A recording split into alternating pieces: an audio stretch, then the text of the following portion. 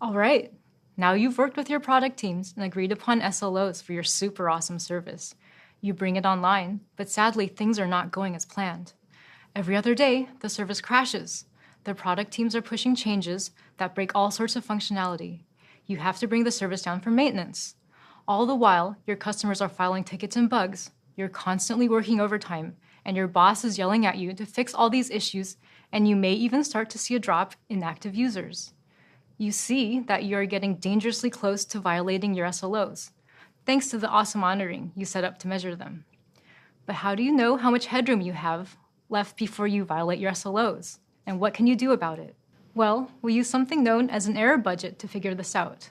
An error budget is basically the inverse of availability, and it tells us how unreliable your service is allowed to be. If your SLO says that 99.9% of requests should be successful in a given quarter, your error budget allows 0.1% of requests to fail. This unavailability can be generated as a result of bad pushes by the product teams, planned maintenance, hardware failures, etc. Let's look at error budgets in terms of time. 0.1% unavailability times 28 days in a 4-week window times 24 hours in a day times 60 minutes in an hour is equal to 40.32 minutes of downtime per month.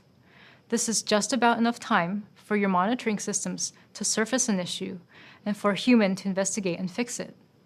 And that only allows for 1 incident per month. As you can see, that's not a lot of time at all. When you come up with your SLOs, you and your product teams, and ideally your leadership, are also agreeing not to spend all of this error budget.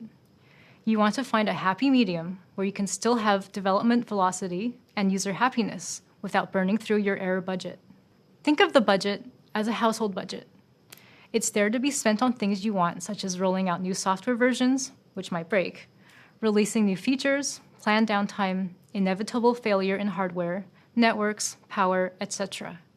You shouldn't overspend it, but that's not to say you can't spend it at all.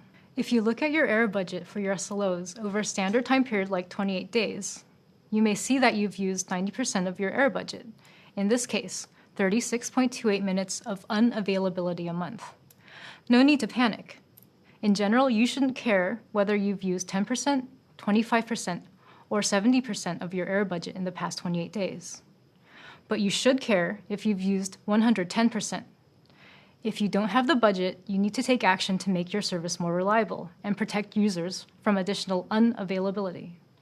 There are many benefits to using error budgets. Because you and your product teams have to maintain the error budget, it is a common incentive for your developers and your reliability engineers. It's shared between the two teams and helps strike a balance between innovation and reliability. It allows your dev team to manage the risks themselves and self-regulate by figuring out what to spend the error budget on, such as more changes, faster pushes, or riskier features. And unrealistic reliability goals become unattractive because they dampen the velocity of innovation without providing benefit.